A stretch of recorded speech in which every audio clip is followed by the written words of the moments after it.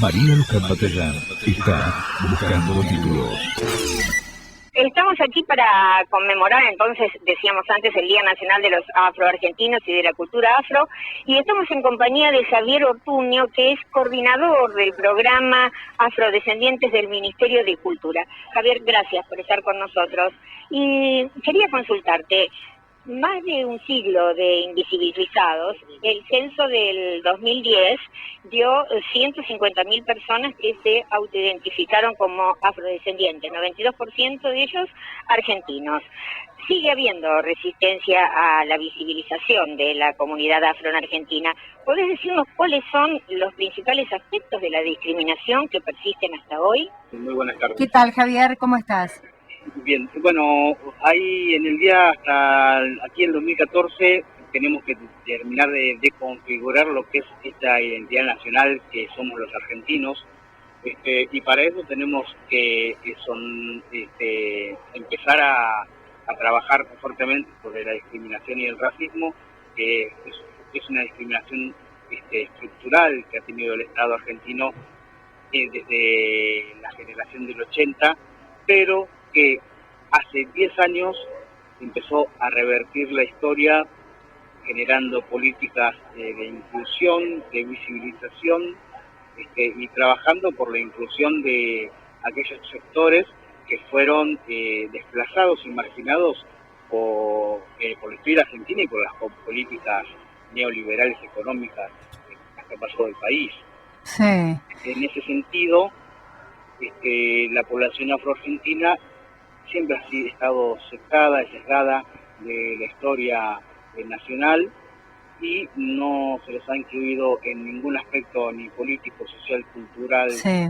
Educativo dentro de la historia nacional desde la fundación del Estado-Nación, ¿no? Sí, Javier, yo me parece, sí, tal cual vos lo decís, es Argentina quien no lo ha incorporado, porque por ejemplo, en Uruguay es muy común, tal vez porque haya, ahora hay más, pero tal vez había menos cantidad de descendientes afroamericanos en otra época y había menos incorporación también desde ese punto de vista, o vos no más lo tomás desde el punto de vista de la discriminación, que bueno, pero esto ya es un problema cultural de gente que tiene la cabeza hueca, ¿no? Sí.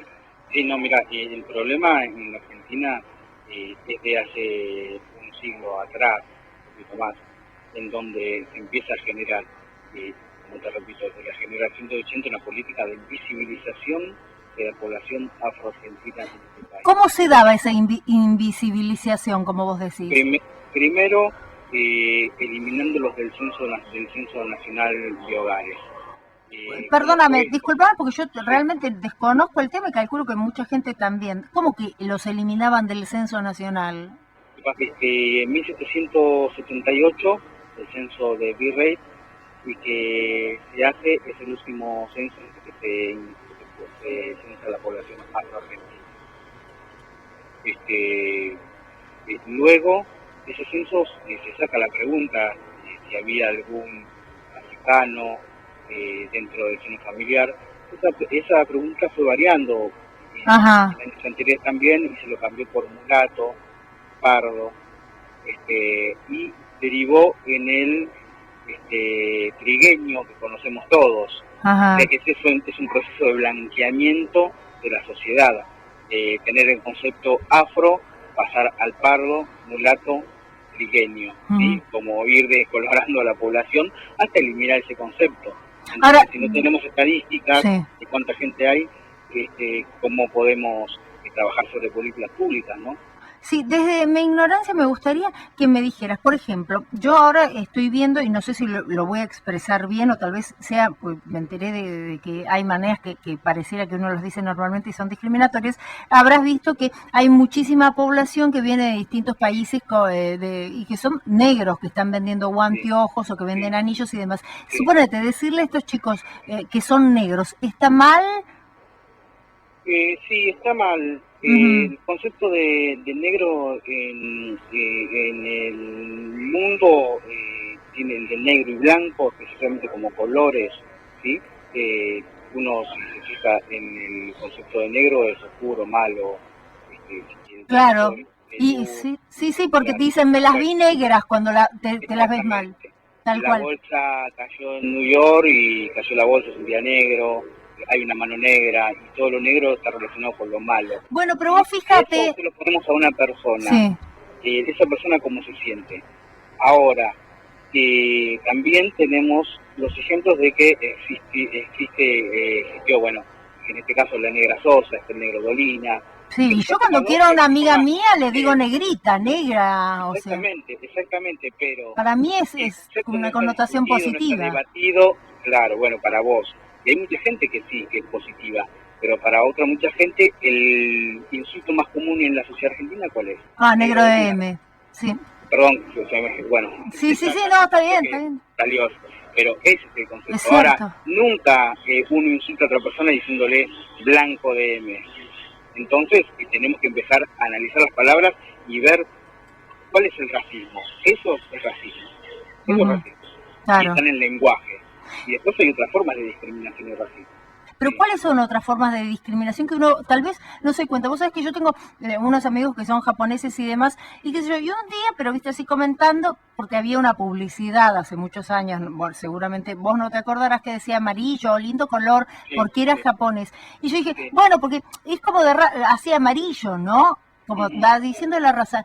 Ellos porque Bueno, pero- me conocen y te dicen, Sí. no, vos sabés, dice que está re mal visto que vos digas eso, me dijo una amiga japonesa, y demás, que digas que somos de raza amarilla. Y digo, te juro por Dios, Bueno. digo, en 20 años que así somos amigas, nunca me había enterado. Bueno, ahí está el punto. ¿Qué pasa con esto? Esto es una cuestión histórica, el racismo. Ujú. Y se genera con la antropología científica para generar y justificar la esclavización masiva de personas desde África y desde otros ámbitos también. Dividir a la humanidad en razas. La raza blanca, la raza amarilla, ¿sí? La raza negra, la raza roja por los originarios. Esos conceptos ya fueron debatidos y discutidos hace 20 años y el concepto de raza está mal implementado. Claro. Y somos la raza humana. Obvio. Somos personas con distintas fisonomías y características y culturas y que nos unen, no nos tienen que dividir.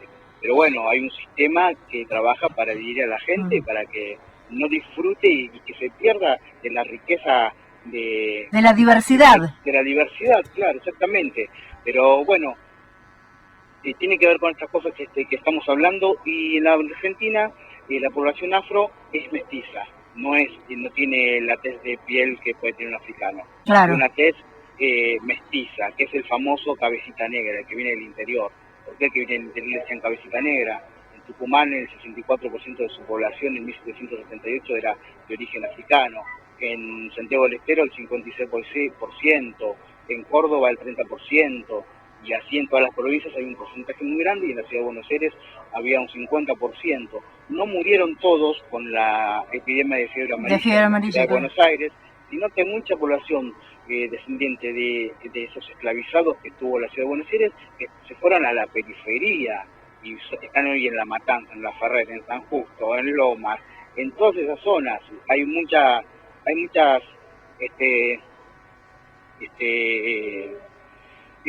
población afro-argentina de 7 generaciones, claro. ¿sí? De 7 generaciones, mucho más generaciones que los últimos inmigrantes, no los últimos, pero esa migración de 1900 que hubo de Europa, y que en nuestra Constitución argentina hay un artículo que todavía está vigente, que es que se priorizará la llegada de inmigrantes europeos, ¿sí? No dice ni del continente africano, ni de América del Norte, del Caribe, ni de China, ni de Asia, no, de Europa. Sí, Javier, te hago una consulta. ¿Qué franja etaria en la actualidad es más propensa a discriminar?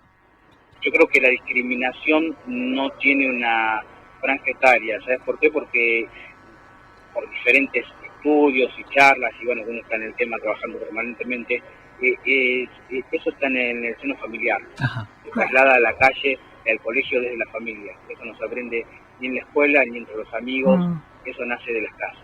Sí, yo por eso a veces, Entonces, estoy en contra un poco de la ley antidiscriminación. ¿Sabes por qué? Porque me parece que las barbaridades que tiene la gente en la cabeza como línea de pensamiento no las cambias con una ley. De la única manera que la podés cambiar es mediante la educación. Y yo me acuerdo muy bien cómo opinó un juez un acto discriminatorio contra una persona judía, llevándolo a ver el Museo del Holocausto y haciéndolos estudiar lo que había sido el Holocausto y cómo había sufrido el pueblo judío, por ejemplo, y me pareció de que fue la mejor manera de penarlo antes que mandarlos a una cárcel, porque no tenía ningún sentido que le iba a generar resentimiento. Y esos dos chicos cambiaron totalmente la manera de pensar. Exactamente. Y siempre que se discrimina desde el desconocimiento. Claro. Uno no discrimina, yo no puedo discriminar a una persona obesa.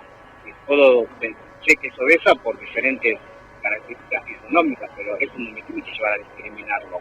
Mismo a un oriental, a mí me gusta el sushi, conoceré la cultura, leeré sobre el Reiki, sobre la cultura oriental y me interiorizaré, pero eso no me da derecho a discriminar a un otro que no conozco, ¿no? Entonces me parece que el tema es una cuestión de la educación y del respeto.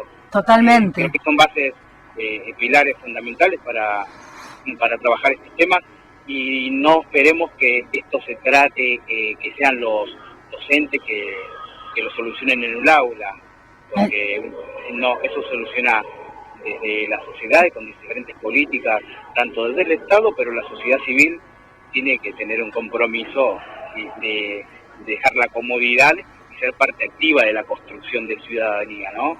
Y el hogar, la casa, como vos lo dijiste antes, me encantó eso.